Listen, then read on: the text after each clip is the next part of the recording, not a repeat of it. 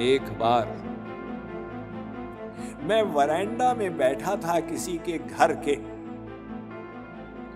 और एक चींटी पत्ता उठाकर जा रही थी।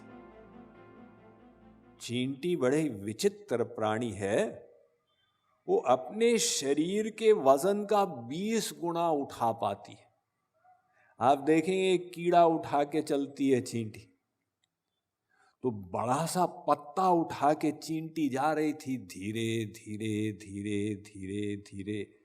40 मिनट के बाद उसने लगभग 70% यात्रा तय कर दी थी।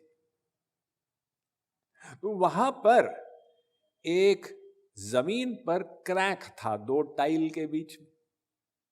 अब चींटी की इतनी लंबी टांगे तो है नहीं कि यहां एक टांग और वहां दूसरी टांग, वो अटक गई यहां पे। लेकिन चींटी ने अपनी बुद्धि लगाई। उसने पत्ते को जमीन पर रखा और उसके ऊपर चढ़ के पार चली गई, यानी पत्ते को ब्रिज बना दी।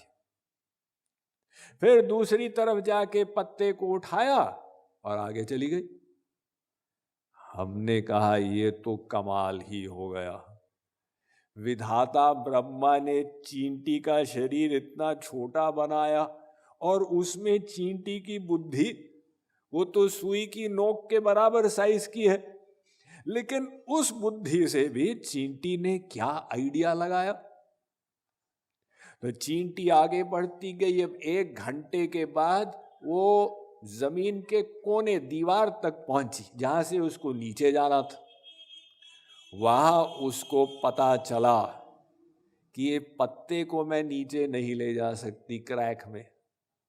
तो 1 घंटा परिश्रम करने के बाद वह चींटी पत्ते को वहां छोड़ के अंदर चली गई। आप कहेंगे लो बेचारी चींटी, लेकिन हम सब लोगों का यही हाल है। वो पत्ते के जैसे हम भी कितना बटोरते हैं, कितना इकट्ठा बनाते हैं। साहब मेरा तो अब 20 साल का प्लानिंग सब ठीक ठाक है, परिवार भी ठीक और गाड़ी बंगला इत्यादि। लेकिन जब जाते हैं संसार में सब छोड़ के चले जाते हैं। इसलिए जगत गुरु श्री कृपालु जी महाराज ने कहा कि जग छोड़ना ही होगा गोविंद राधे, पहले ही छोड़ी मन हरि में लगा दे। एक दिन तो संसार को छोड़ना ही होगा। अभी आसक्ति को छोड़ दो और मन को हरि में लगा दो, क्योंकि साथ कुछ नहीं जाएगा। जब कोई मरता है लोग ये थोड़ी कहते हैं कि नगर सेठ कितना ले गए अपने साथ। लोग कहते हैं नगर सेठ कितना छोड़ के गए, और उत्तर क्या है? सब छोड़ के गए। साथ में तो एक सुई भी नहीं गई।